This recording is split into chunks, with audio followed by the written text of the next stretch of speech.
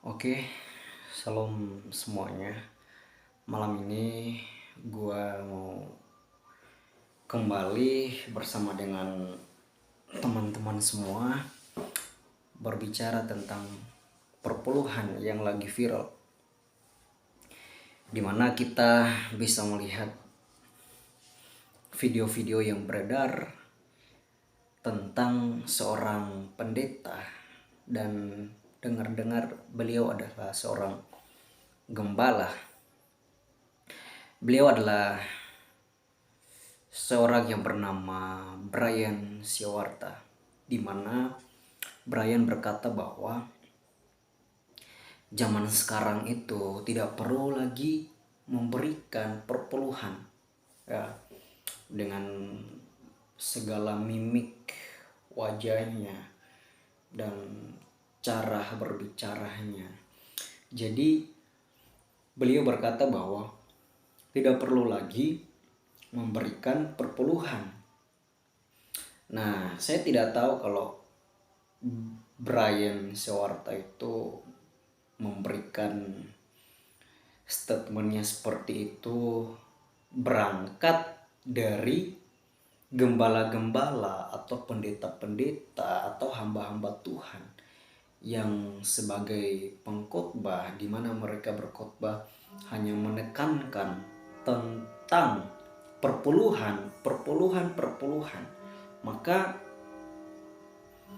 that's right, oke lah, bisa dibenarkan, cuman tidak sepenuhnya benar, ya. Kita berkata bahwa tidak perlu lagi memberikan perpuluhan, memberikan persembahan, dalam tanda kutip memberi pemberian kepada gereja atau kepada rumah Tuhan. Jadi begini, untuk kita semua sembari kita belajar tentang apakah sudah discontinue atau masih bersifat kontinuitas. Nah, jadi memang di dalam PL kita lihat bahwa perpuluhan, pemberian ke dalam rumah Tuhan itu menjadi sesuatu yang keharusan bagi orang Israel.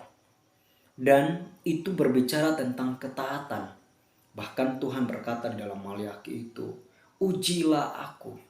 Artinya bahwa itu seruan perintah kepada umat-umat Israel untuk mereka melakukan persepuluhan, memberikan persepuluhan kepada mereka bawa ke rumah Tuhan.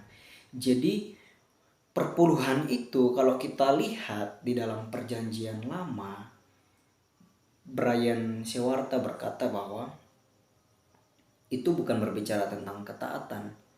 Kembali lagi saya tegaskan bahwa ketika kita melihat di dalam perjanjian lama, maka perpuluhan itu menjadi sesuatu yang sangat keharusan di dalam bangsa Israel, ya.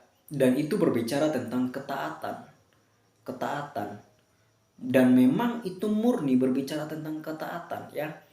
Orang berikan perpuluhan bukan menyogok Tuhan, biar ketika dia memberikan yang banyak, Tuhan pun akan memberikan yang lebih banyak.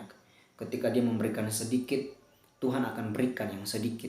No, Allah kita bukan Allah yang bisa disogok, ya. Sebab Allah tidak kekurangan apapun, Dia maha kaya, ya. Bahkan kekayaan kita pun Dia yang memberi, Dia memberikan kepada kita. Artinya begini, perlu saya tegaskan kepada kita bahwa di dalam memberikan perpuluhan, jangan seolah-olah kita menyogok Tuhan untuk Tuhan memberkati kita. No, ya. Allah kita Yahweh berbeda dengan dewa, ya. Dewa ketika kita tidak memberikan sesajen atau sesuatu yang dia minta, maka dia akan tidak menurunkan hujan, dia akan membuat kekeringan. Nah, itu dewa, dia marah. Allah kita tidak demikian. Allah kita berbeda dengan dewa itu, ya. Memberi atau tidak memberi pun Dia tetap Allah. Dan ketidaksetiaan kita sekali lagi tidak membatalkan kesetiaan Allah bagi kita. Itu yang pertama. Lalu begini, dan perpuluhan pun memang tidak secara literal dibicarakan di dalam perjanjian baru atau di dalam generasi kita sekarang, generasi atau zaman Yesus ya, ke kita sekarang ini. Memang tidak secara eksplisit membicarakan itu. Namun idenya ada, substansinya ada untuk kita memberikan kepada pekerjaan Tuhan. Jadi jangan juga kita paku mati berkata bahwa sudah diskontinuitas perpuluhan itu. Tidak. Coba saya bertanya kepada kita semua. Berikan saya ayat yang menyatakan secara gamblang, ayat di dalam perjanjian baru yang menyatakan secara harafiah atau literal berkata bahwa tidak boleh memberikan perpuluhan. Ya. Memang benar yang Brian Sewarta itu berkata bahwa tidak ada ayat yang mengharuskan memberikan perpuluhan. Benar. Tapi tidak ada ayat juga yang berkata bahwa tidak boleh memberikan perpuluhan. Tidak ada ayat secara harafiah berkata demikian. Tapi perlu saya katakan kepada kita semua bahwa di dalam perjanjian baru setidaknya ada beberapa yang perlu kita pelajari di dalam Matius pasalnya yang ke-23 yang ke-23. Di sana Yesus menegaskan pentingnya melakukan hukum Taurat, termasuk memberikan persembahan. Yesus berkata, "Celakalah kamu, hai ahli-ahli Taurat dan orang Farisi, hai kamu yang orang-orang munafik, karena kamu memberikan persembahan dari segelek daun pudar, tetapi kamu mengabaikan hal-hal yang lebih penting dalam hukum Taurat, yaitu keadilan, belas kasihan, kesetiaan." Ya. Lalu di dalam 2 Korintus pasalnya yang ke-9 ayat yang ke-7, Paulus mengajak umat Kristen untuk memberikan dengan sukacita dan ikhlas. Ya, bukan karena tekanan atau kewajiban. Masing-masing harus memberikan menurut yang ia niatkan dalam hatinya, bukan dengan berat hati atau dengan paksaan.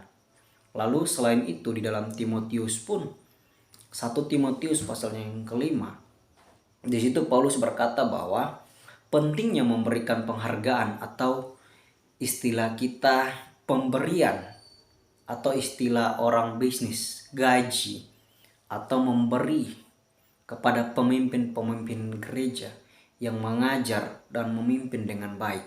Hormatilah mereka itu, hormatilah pemimpin-pemimpinmu.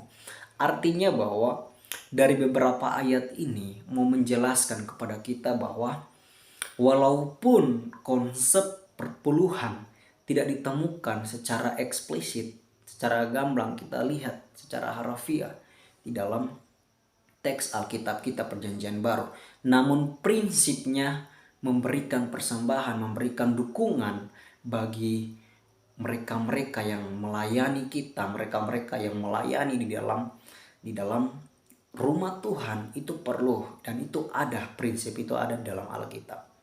Oke, jadi sekali lagi, memang tidak secara eksplisit Alkitab perjanjian baru berkata bahwa memberikan perpuluhan, wajib memberikan perpuluhan, benar. Tapi tidak secara eksplisit pun, tidak secara literal pun Alkitab berkata bahwa tidak boleh memberikan perpuluhan. No. Jadi jangan kita paku mati bahwa tidak berlaku lagi sekarang. Lalu yang kedua, kita memberi perpuluhan, kita memberikan persembahan, kita memberikan pemberian kita kepada gereja, kepada mereka-mereka yang melayani kita, melayani di rumah Tuhan.